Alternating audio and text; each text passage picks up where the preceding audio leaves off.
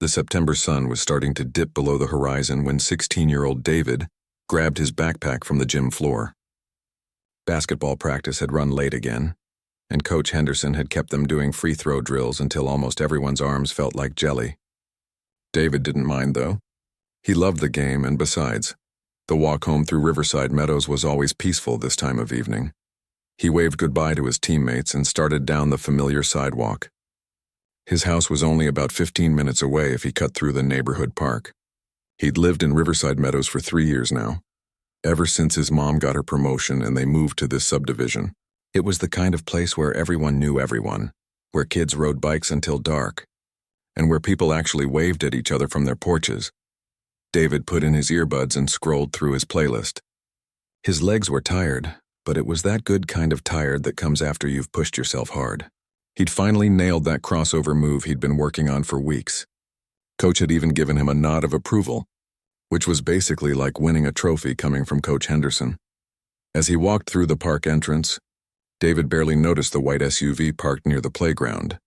It had some kind of amber lights on top, but he figured it was just maintenance or something.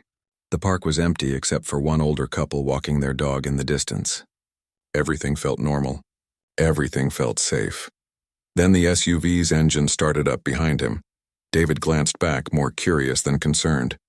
The vehicle was moving slowly, matching his pace. He pulled out one earbud, that slight prickle of awareness creeping up his spine. The SUV pulled alongside him and 2 men stepped out. They were wearing navy blue uniforms with patches that said Riverside Security on the shoulders. The taller one, a guy who looked to be in his 30s with a buzz cut, walked right up to David with his hand raised. "Hold on there, son. Need to talk to you for a minute." David stopped walking and pulled out his other earbud. Okay. What's up?" The second man, shorter and stockier with a reddish beard, circled around to David's other side. It felt weird, like they were boxing him in. David's heart started beating a little faster. "We need to see some identification," Buzzcut said, his voice firm and official sounding. David blinked. "Identification? I'm just walking home from basketball practice. I live right over on Maple Street, just 2 blocks that way. Doesn't matter. We've had reports of suspicious activity in this area, and we need to verify who you are and what you're doing here." Suspicious activity? David felt his face getting hot. "I'm literally just walking home. I live here. My mom is Jennifer Mitchell. We're in the brick house with the blue shutters." Redbeard crossed his arms. "Look, kid, we can do this the easy way or the hard way. Just show us your ID and answer a few questions, and you can be on your way." David shifted his backpack on his shoulders. "I don't have my ID on me. I'm 16. I don't carry it to basketball practice. Can I just call my mom? She can tell you I live here." He reached for his phone, but Buzzcut stepped closer. "Put the phone down. We're not done talking to you yet. But I just want to call my mom." "I said put it down." The man's voice had gotten harder, more aggressive. "You're on private HOA property and you're refusing to cooperate with security personnel." David felt his stomach drop. This wasn't right. He'd lived here for years. He'd walked through this park hundreds of times. His mom was on the HOA newsletter mailing list, for crying out loud. They paid their dues every quarter.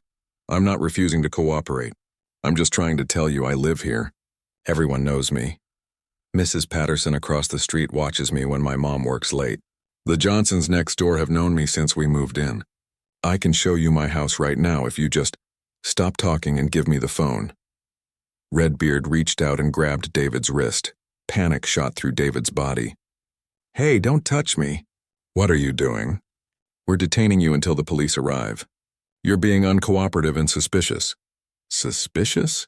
"I'm wearing my school basketball jersey. My name is literally on the back. David Mitchell, number 12. But they weren't listening. Buzzcut pulled out a pair of handcuffs from his belt. Actual metal handcuffs.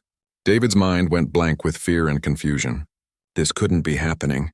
This had to be some kind of mistake. "Turn around and put your hands behind your back," Buzzcut ordered. "No, wait, please. Just let me call my mom. This is crazy. I didn't do anything wrong. Now you're resisting." "Turn around." David's hands were shaking. He thought about running, but where would he go? These guys had a vehicle. And what if running made things worse? What if they really did call the police and said he was running from them? He'd heard enough stories to know that sometimes things could go really, really wrong when people misunderstood a situation. "Please, David said, his voice cracking. My mom is Jennifer Mitchell. She's an assistant district attorney. Just let me call her. She'll tell you I live here. For a split second, something flickered across Buzzcut's face. But then Redbeard jumped in. Oh, so now you're threatening us? Saying your mom's going to get us in trouble? That's not what I meant. But before David could finish, Buzzcut grabbed his arm and spun him around. The cold metal cuffs clicked around his wrists. David felt tears stinging his eyes, but he blinked them back. He was 16 years old, getting handcuffed in his own neighborhood for walking home from basketball practice. You have the right to remain silent, Buzzcut started, and David almost laughed at the absurdity of it. These guys weren't cops. They were wearing security uniforms. Could security guards even arrest people? They walked him to the SUV and put him in the back seat. Through the window, David could see Mrs. Chen from 3 houses down peeking through her curtains. Great. By tomorrow morning, the whole neighborhood would be talking about how Jennifer Mitchell's son got arrested in the park. Redbeard got in the driver's seat while Buzzcut sat in the passenger side, typing something on his phone. They were talking to each other in low voices, but David couldn't make out what they were saying over the rushing sound of blood in his ears. Where are you taking me? David asked, trying to keep his voice steady. Community center. We'll hold you there until the police arrive and sort this out. Hold him. They were going to hold him like he was some kind of criminal. David looked down at his basketball shoes, his practice jersey, his school backpack sitting on the seat next to him. Everything about him screamed, normal kid going home from practice, Mo. But somehow that didn't matter. The SUV started moving through the neighborhood streets David knew by heart. Past the Johnson's house with the tire swing. Past the Martinez family's place where they always went all out with Christmas decorations. Past the corner where he and his friends waited for the bus every morning. His mom was probably at her office right now, working on case files, having no idea that her son was sitting in the back of a security vehicle in handcuffs. David closed his eyes and took a deep breath. His mom would fix this. She had to. She was literally one of the most powerful lawyers in the district. Once she found out what was happening, these guys would realize they'd made a huge mistake. But as they pulled into the community center parking lot, David couldn't shake the cold feeling in his chest, because even if this all got sorted out eventually, even if his mom did fix everything, the damage was already done. He'd been handcuffed and detained in his own neighborhood for absolutely no reason. And somehow David knew that things were about to get a whole lot more complicated before they got better. Jennifer Mitchell was 3 pages deep into reviewing a plea bargain agreement when her personal cell phone started buzzing on her desk. She normally silenced it during work hours, but with a teenage son, she'd learned to keep it on vibrate just in case. Schools called, coaches called. Sometimes David himself called because he'd forgotten his lunch money or his locker combination. She glanced at the screen. Unknown number. Jennifer hesitated for a second, then swiped to answer. Hello? Mrs. Mitchell. A young voice, female, speaking fast and breathless. You don't know me, but my name is Casey. I live on Birch Street. I'm friends with David from school, and I just saw something really messed up happen in the park. Jennifer's stomach clenched. What happened? Is David okay? These security guard guys just put him in handcuffs and put him in their truck. He wasn't doing anything. He was just walking through the park. My mom helped me find your number from the HOA directory. They took him toward the community center. The words hit Jennifer like ice water. Security guards? What security guards? I don't know. They had a white SUV with lights on it and uniforms that said Riverside Security. Mrs. Mitchell. David looked really scared. Jennifer was already grabbing her purse and keys, her professional mind clicking into gear even as her mother's heart was pounding. Thank you for calling me, Casey. I'm heading there right now. She didn't bother with the elevator. Jennifer took the stairs down from the 3rd floor of the district attorney's office, her heels clicking rapidly against the concrete. Her mind was racing through legal codes and procedures, but underneath all of that was a white-hot fury that someone had put their hands on her son. Riverside Meadows had never had official security. The HOA sent around newsletters and reminders about locking doors and reporting suspicious activity, but there was no security patrol. At least there hadn't been the last time Jennifer checked the HOA meeting minutes. And even if they'd hired security, what possible reason would they have to detain a 16-year-old kid walking through the park? Jennifer's hands were steady on the wheel, but her jaw was tight. Years of courtroom experience had taught her how to channel emotion into focus. Right now, she needed to be a prosecutor, not just a scared mother. She needed to understand exactly what was happening and what laws were being broken, because her gut told her that something was very, very wrong about this situation. She called the non-emergency police line as she drove. "This is Assistant District Attorney Jennifer Mitchell. I need a unit sent to the Riverside Meadows Community Center. My son has been illegally detained by individuals claiming to be security personnel. I'm en route now." The dispatcher knew her voice. They'd worked together on dozens of cases. "Sending a unit now, ma'am." ETA about 8 minutes. Jennifer could beat that. She was only 5 minutes away. "Thank you. I'll meet them there." Her mind kept replaying Casey's words. David looked really scared. Her son. Her smart, kind, basketball-loving son who'd never been in trouble a day in his life. Who helped elderly neighbors carry groceries. Who volunteered at the community food bank every Saturday morning. That boy was somewhere being held by people who had no legal authority to hold him. Jennifer pulled into the community center parking lot at the same time as a police cruiser. 2 officers she recognized immediately, Officer Parks and Officer Rodriguez, got out of their vehicle. They'd both worked with her on various cases over the years. "Ma'am," Officer Parks nodded to her. "We got a call about a possible illegal detention. My son David, 16 years old. Someone called and said he was detained by security guards for walking through the park. He lives 2 blocks from here. He was coming home from basketball practice." Officer Rodriguez's eyebrows went up. "Security guards? Since when does this HOA have security?" "Exactly what I want to know." Jennifer was already walking toward the community center entrance. "Let's find out what's going on." The community center was a single-story building used for HOA meetings and neighborhood events. Jennifer had been here dozens of times for holiday parties and summer barbecues. Now she was walking through those same doors to find her son being held like a criminal. The front area was empty, but she could hear voices coming from one of the back offices. Jennifer followed the sound with both officers right behind her. Her heels echoed in the hallway. She pushed open the door to what was normally used as a storage room.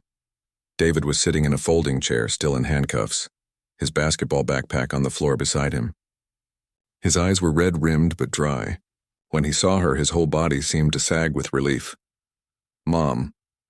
2 men in navy uniforms stood nearby. One was filling out some kind of form on a clipboard. The other was leaning against the wall, arms crossed. They both straightened up when they saw Jennifer and the police officers. "What is the meaning of this?" Jennifer's voice was calm but cold. Years of prosecuting criminals had taught her that the most dangerous tone wasn't loud. It was quiet and precise. "Why is my son in handcuffs?" The taller guard, the one with the clipboard, cleared his throat. "Ma'am, we were conducting our patrol of the neighborhood when we encountered this young man acting suspiciously in the park. He refused to provide identification and became uncooperative." "I didn't refuse," David said, his voice shaking slightly. "I told them I don't carry my ID to basketball practice. I told them I live here. I tried to call you and they took my phone." Jennifer held up one hand to her son. "Not now, let me handle this," and kept her eyes on the guards. "Let me see your credentials. Both of you." The guards exchanged a quick glance.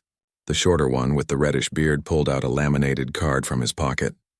"We're employed by Riverside Meadows HOA Security Patrol." Jennifer examined the card. It had their names, Todd Brennan and Kyle Marsh, and the title Security Officer with the HOA logo. But something was missing. Several things, actually. "Where are your state security licenses?" Jennifer asked. Todd and Kyle looked at each other again. "Our what?" "Your security licenses.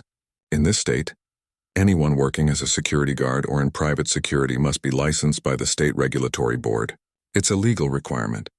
"Where are your licenses?" Officer Parks stepped forward. "She's right. Let me see some identification and your security credentials." The 2 men pulled out their driver's licenses but had nothing else to show. No security licenses, no certification cards, nothing that gave them any legal authority to do anything more than what a regular citizen could do. Jennifer turned to the officers. "They don't have licenses. They're operating as unlicensed security personnel." She turned back to Todd and Kyle. "Do you have any training in security work? Any law enforcement background?" Todd shifted his weight. "Well, no, but the HOA board hired us. They said we just needed to patrol the neighborhood and report suspicious activity." "Report it to whom?" Jennifer pressed. "To them, the board members." "And did anyone tell you that you had the authority to detain residents?" To handcuff minors? To confiscate their personal property? Kyle spoke up, defensive now. We were told to keep the neighborhood safe. There's been some issues with teenagers causing trouble. My son wasn't causing trouble. He was walking home from basketball practice through a neighborhood where he's lived for 3 years. Jennifer's voice got even quieter, which made it sound even more dangerous. Officer Rodriguez, can you please remove the handcuffs from my son? Officer Rodriguez moved immediately, pulling out her key. David stood up, rubbing his wrists once the cuffs came off. Jennifer wanted to hug him, to check him over, to make sure he was really okay, but she kept her focus on the 2 men who'd done this to him. Here's what's going to happen now, Jennifer said. Officers, I want a full report filed on this incident. These 2 men illegally detained my son without cause, without authority, and without proper licensing. I want to know exactly who hired them and under what instructions. Officer Parks was already taking notes. Yes, ma'am. Jennifer turned back to Todd and Kyle. You're operating without security licenses in a state that requires them. You've illegally detained a minor. You've potentially violated his civil rights, and I'm going to find out if my son is the only person you've done this to, or if there are others. Todd's face had gone pale. Now hold on. We were just doing our job. The HOA board said, the HOA board doesn't have the authority to deputize vigilantes. Jennifer cut him off. They can hire licensed security. They can file police reports. They cannot give random people the authority to detain residents. Kyle looked at Todd nervously. We were just trying to help. By handcuffing a teenager for walking through a park? Jennifer shook her head. That's not help. That's harassment. Possibly assault. Definitely operating without a license. She pulled out her phone and started making calls. First to her office, requesting a full investigation into the HOA's security arrangements. Then to the HOA board president, whose number she had from various neighborhood committee meetings. Robert, this is Jennifer Mitchell. We need to talk. Now. Your so-called security team just illegally detained my son. She listened for a moment to his confused sputtering. I don't care if it's after hours. You hired unlicensed individuals to patrol our neighborhood, and they just put my teenager in handcuffs for walking home. I'll be at your house in 20 minutes and you'd better have answers. She hung up and finally turned to David. The next morning, Jennifer woke up at 5:30 like she always did, but this time her mind was already racing before her feet hit the floor. She'd spent half the night after getting David home researching state security regulations, HOA laws, and civil rights violations. Her dining room table was covered in printed statutes and handwritten notes. David had been quiet last night. Too quiet. He'd picked at his dinner, said he was fine about a dozen times, and then gone to his room early.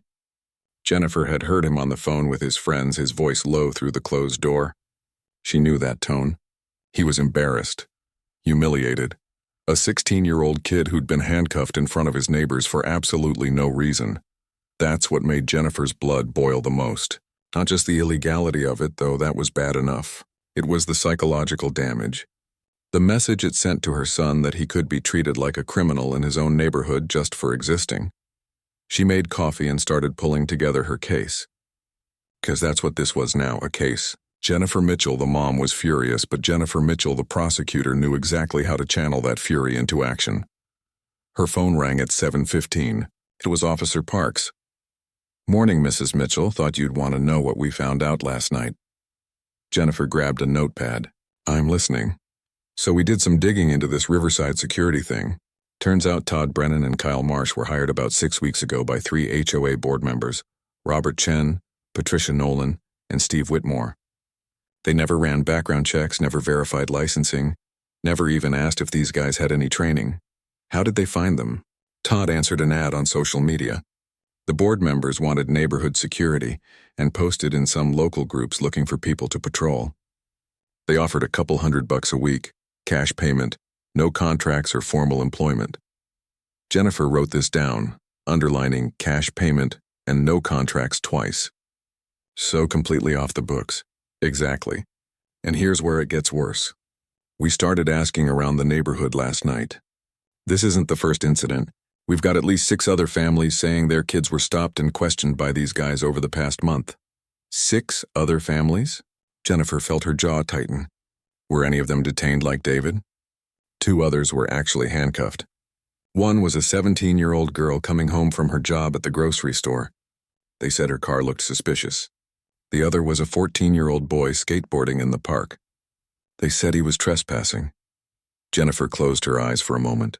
Do we have statements? Working on it. A lot of parents didn't report it because they didn't know who to report it to. Some thought these guys were actual police. Others just wanted to forget about it and move on.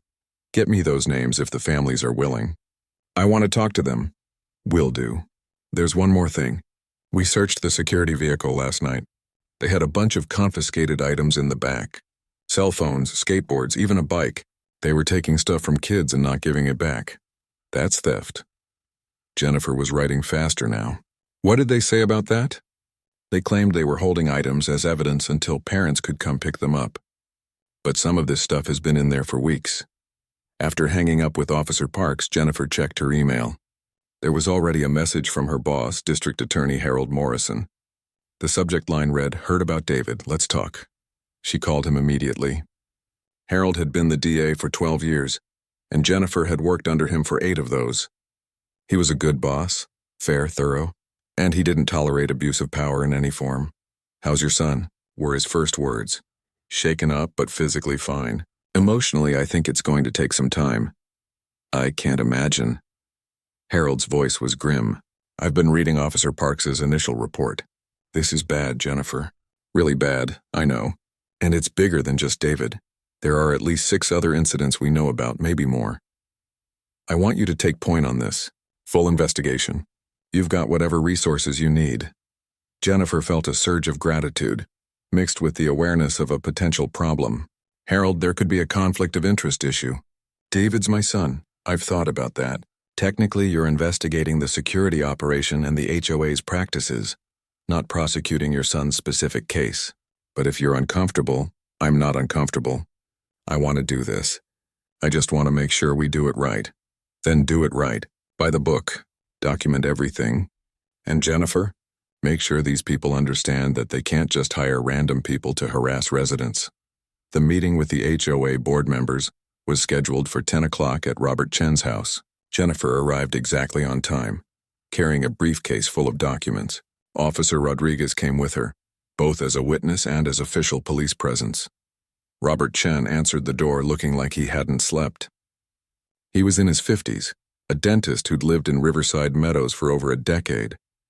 Patricia Nolan and Steve Whitmore were already there, sitting in the living room looking equally uncomfortable. Jennifer didn't sit down. She stood in the center of the room and opened her briefcase, pulling out a stack of papers.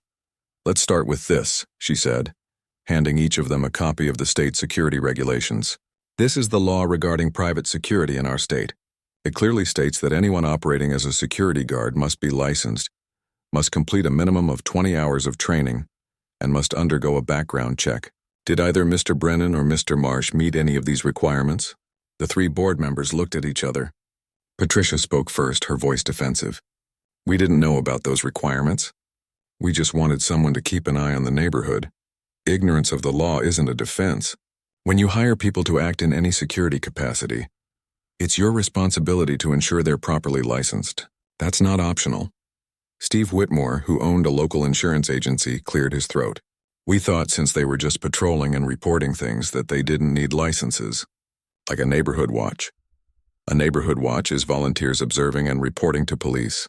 What you created was 2 men with uniforms and handcuffs who believed they had the authority to detain residents. That's not a watch program. That's vigilante security." Officer Rodriguez stepped forward. "We found confiscated property in their vehicle. Cell phones, sporting equipment, personal items. They were taking things from residents, primarily minors, and not returning them." Robert Chen's face went pale. "I didn't authorize that. I never told them to take anything from anyone." "Then what exactly did you tell them?"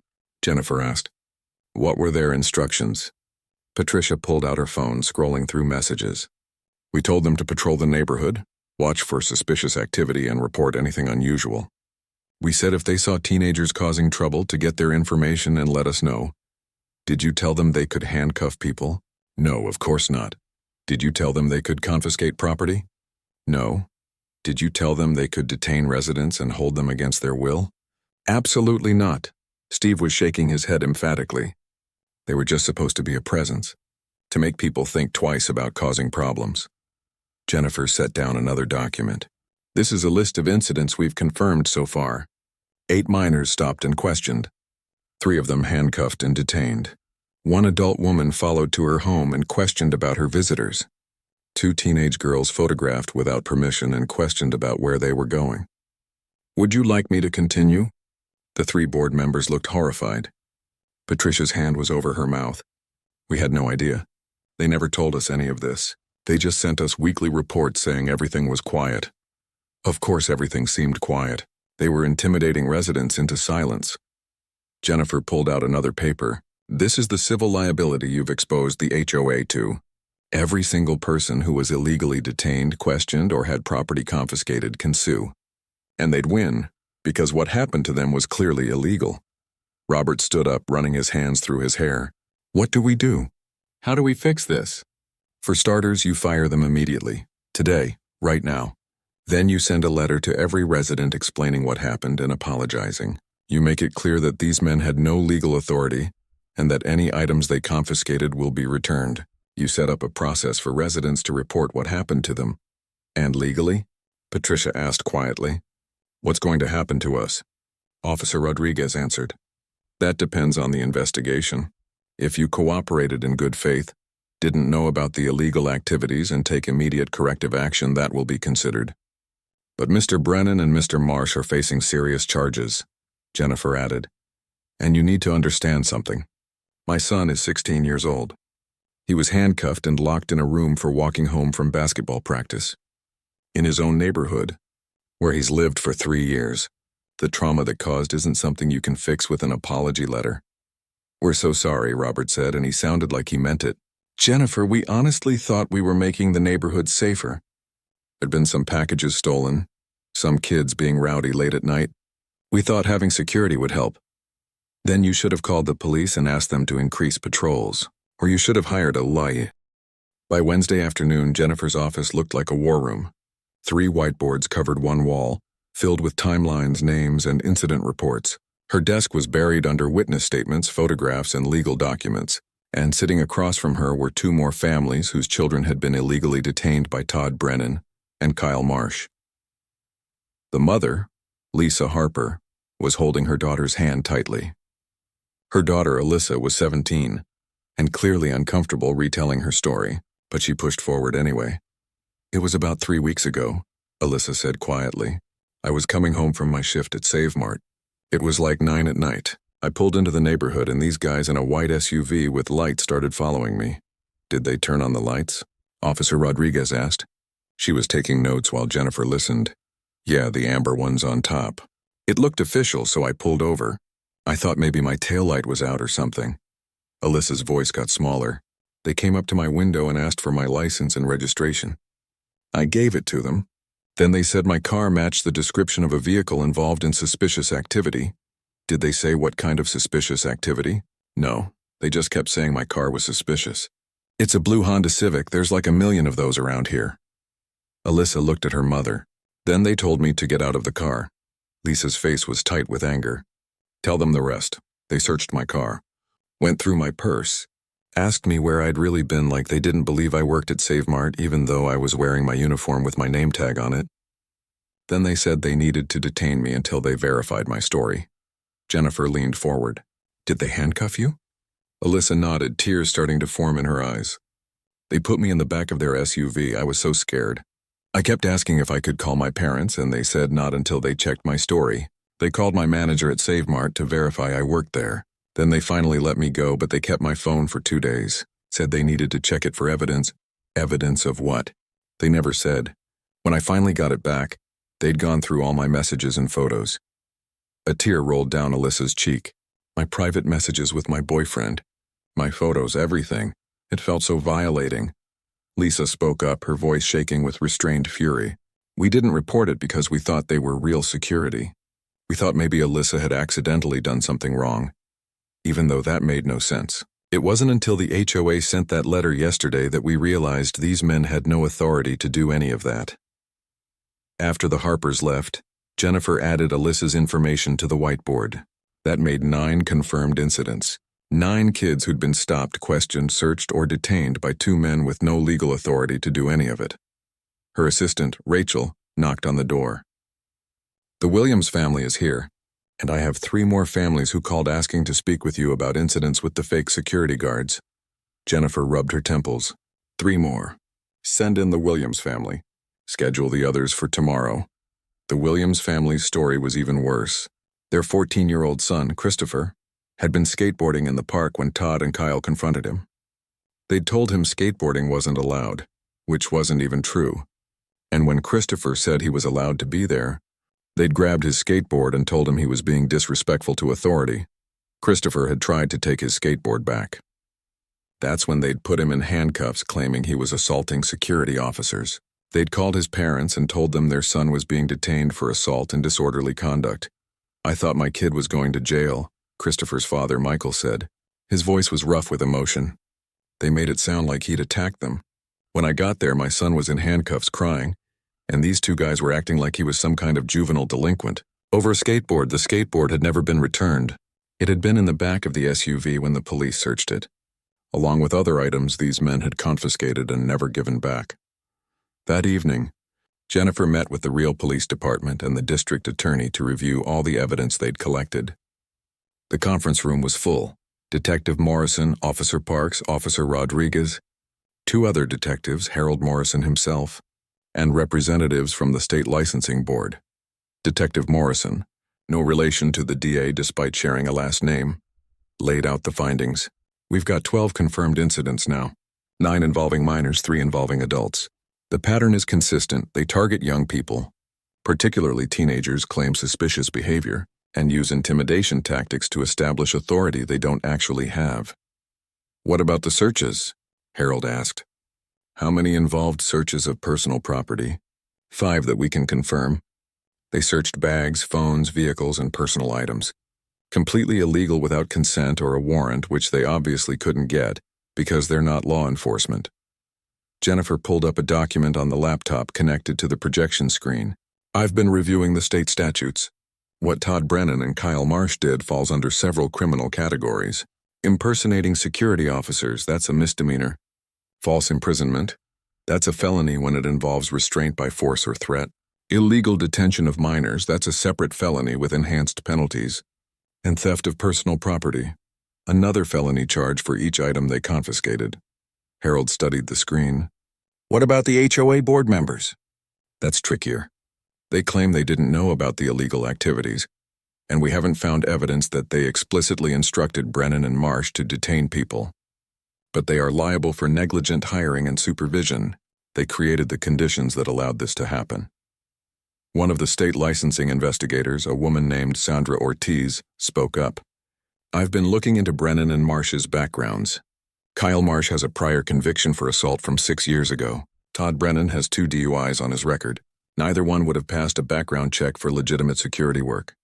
"Did the HOA board know about this?" Officer Parks asked. "We asked them. They say no. They didn't run any kind of background check at all." Jennifer shook her head. "Which is exactly why the licensing requirements exist, to prevent situations like this." Harold closed his folder. "All right. Here's what we're doing. Tomorrow morning we arrest Brennan and Marsh. Multiple charges for each. Jennifer, work with the police to build the strongest case possible, and I want a full civil investigation into the HOA's practices. Sandra, your board needs to levy fines and penalties for the unlicensed operation." Sandra nodded.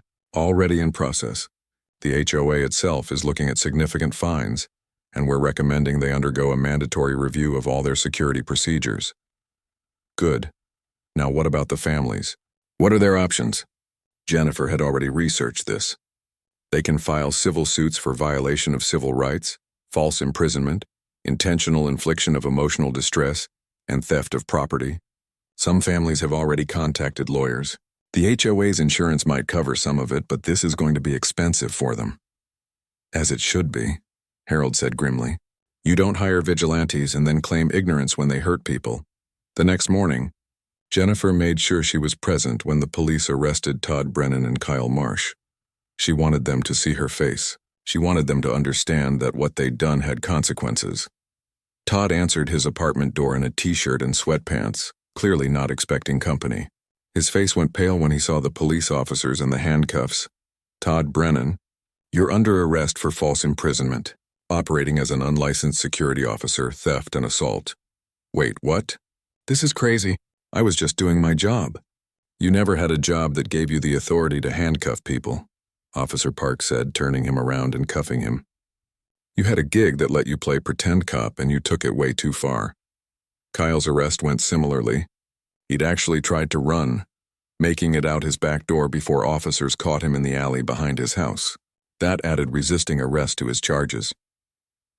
Back at the station, Jennifer watched through the one-way glass as detectives interviewed both men. They were in separate rooms, but their stories matched up in the worst ways. Todd claimed they'd been told by the HOA board to maintain order and handle problems. He seemed genuinely confused about why it was illegal. We were just trying to keep people safe. That's what they hired us for. But you weren't licensed security officers, the detective said. I didn't know we needed licenses. The board never mentioned that. And you thought you had the authority to handcuff people, search their belongings, confiscate their property? We thought since we were working for the HOA that we could enforce the rules. Kyle's interview was more defensive. He kept insisting they'd done nothing wrong, that the kids they'd stopped were suspicious, that they'd been disrespectful and needed to be taught a lesson about authority. So you put a 14-year-old in handcuffs because he talked back to you? The detective asked. He was being aggressive. He was trying to get his skateboard back. He shouldn't have been disrespectful. Jennifer felt sick listening to it. Kyle genuinely believed he'd had the right to do what he'd done. He'd enjoyed the power, the authority, the ability to make people, especially young people, comply. 3 months later, Jennifer stood in a community center that looked very different from the last time she'd been there. Instead of a storage room with her handcuffed son inside, it was set up for a town hall meeting with rows of chairs facing a small stage. Nearly 200 residents had shown up, filling every seat and lining the walls. This was the meeting she'd been pushing for since the arrests. A chance for the community to talk about what had happened and, more importantly, to make sure it never happened again. David was sitting in the front row with several other teenagers who'd been targeted by Todd and Kyle. Alyssa Harper was there, along with Christopher Williams and 9 other kids. Some of their parents sat beside them. Others stood in the back, arms crossed, faces serious. Jennifer took the microphone. Thank you all for coming tonight. I know the past few months have been difficult for our community. We've learned some hard truths about what was happening in our neighborhood, and we've had to confront the reality that people we trusted to keep us safe actually made some of us feel less safe. Murmurs of agreement rippled through the crowd. I wanted to give you all an update on where things stand legally, and then we're going to talk about the future. First, the legal situation. Todd Brennan and Kyle Marsh both accepted plea deals last week. They pleaded guilty to multiple counts of false imprisonment, operating without a license, and theft. Todd received 18 months in jail, followed by 3 years of probation. Kyle received 2 years in jail, followed by 5 years of probation. His sentence was longer because of his prior conviction, and because the evidence showed he was more aggressive in his tactics. Should have been longer. Someone called out from the back. Several people nodded in agreement. I understand that feeling, Jennifer said, but the plea deals ensured that both men will have felony convictions on their records, which means they can never work in security or law enforcement. They'll also have to pay restitution to every family whose property they confiscated or whose rights they violated. Harold Morrison, the district attorney, stepped up beside Jennifer. I want to add something here. We took these cases seriously because what happened was serious. These men terrorized children. They made residents afraid in their own neighborhood. The criminal justice system doesn't always give us the outcomes we want, but in this case we made sure there were real consequences. Patricia Nolan, one of the former HOA board members, raised her hand. What about those of us on the board? We never meant for any of this to happen. I know you didn't, Jennifer said. The investigation showed that you didn't explicitly tell them to detain people or confiscate property. However, the state licensing board has fined the HOA $50,000 for operating an unlicensed security service. Additionally, several families have filed civil lawsuits against the HOA for negligent hiring and supervision. Those cases are still pending. Robert Chen stood up. We've also stepped down from the board. All 3 of us. We felt it was the right thing to do. There was scattered applause. Jennifer noticed that some people were clapping, but others weren't. The community was still divided on how much responsibility the board members should bear. What we want to focus on tonight, Jennifer continued, is making sure this never happens again. Not just in Riverside Meadows, but in any neighborhood. To that end, we've been working with the police department and the state legislature on some new initiatives. Officer Parks joined them on stage. First, the police department is increasing patrols in all residential areas. If you have concerns about safety or suspicious activity, call us. That's what we're here for. Second, we're launching a real neighborhood watch program. Properly trained, properly supervised, with clear guidelines about what volunteers can and cannot do. The key word there is observe. Neighborhood watch volunteers observe and report. They don't confront. They don't detain. They definitely don't handcuff people. A woman in the middle of the room raised her hand. What if an HOA wants to hire actual security? How do we make sure they're legitimate? Jennifer pulled up a slide on the projector screen. Great question. We've put together a checklist for communities that want to hire security. First, verify that the company is licensed with the state. You can check this online through the regulatory board's website. Second, ask for proof that all guards are individually licensed and have completed required training. Third, ask about their insurance and bonding. Fourth, get everything in writing. What their authority is, what they're supposed to do, what they're not allowed to do. And fifth, have regular oversight meetings to review their activities. Sandra Ortiz from the State Licensing Board added, "We're also making it easier for residents to verify security credentials. We're launching a mobile app where you can scan a guard's license and instantly see if it's valid. If someone claiming to be security can't or won't show you a license that checks out on the app, call the real police."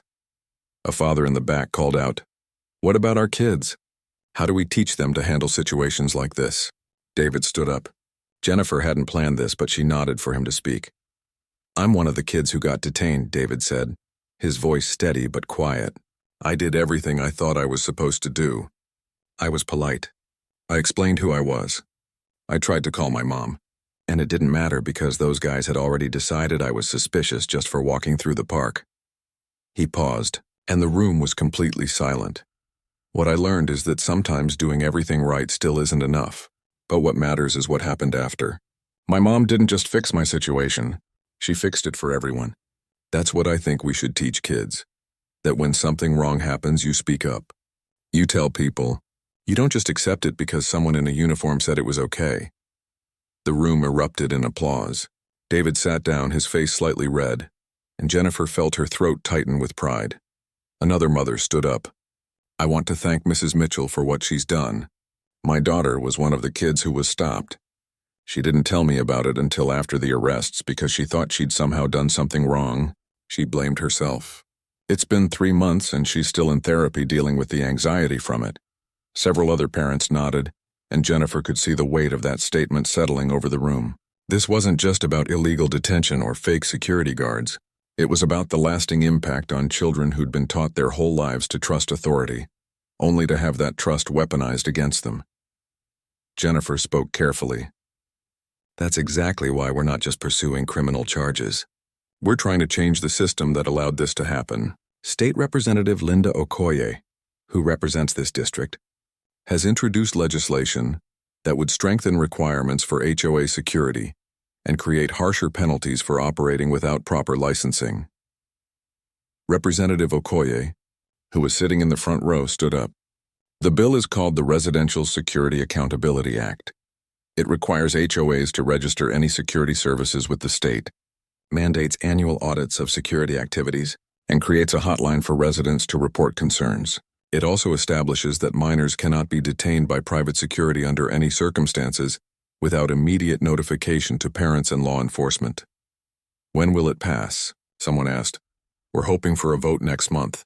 We have strong bipartisan support. Nobody wants to see what happened here happen in their community." The meeting continued for another hour, with residents asking questions, sharing concerns, and offering suggestions. Some wanted more police presence. Others worried about overreaction in the opposite direction, creating a surveillance state. It was messy and complicated, which Jennifer expected. Real community healing always was. Toward the end, Robert Chen asked to speak again. He walked to the front, looking older and more tired than Jennifer remembered. I want to say something to all the kids who were targeted by the security guards we hired. I am so sorry. We thought we were making the neighborhood safer. We thought we were being responsible community members. Instead, we hurt you. We scared you. We made you feel like criminals in your own neighborhood. That's on us, not on you. You didn't do anything wrong. His voice cracked slightly. I have grandchildren your age. When I think about how I'd feel if this happened to them, if some random guy with a uniform put them in handcuffs and made them feel afraid and ashamed, it makes me sick. So I'm sorry. And I'm going to spend however long it takes making sure every HOA in this state knows what not to do. The apology hung in the air for a moment. Then Christopher Williams' father stood up and extended his hand to Robert. They shook and something in the room shifted. It wasn't forgiveness exactly, not yet, but it was a start. After the meeting, Jennifer stayed to talk with families individually. Some wanted legal advice, others just wanted to share their stories. David hung around with the other kids who'd been targeted, and Jennifer noticed they'd formed their own little support group, swapping experiences and inside jokes that only they would understand. Alyssa Harper approached Jennifer. Mrs. Mitchell? I just wanted to say thank you. I've been thinking about going to law school.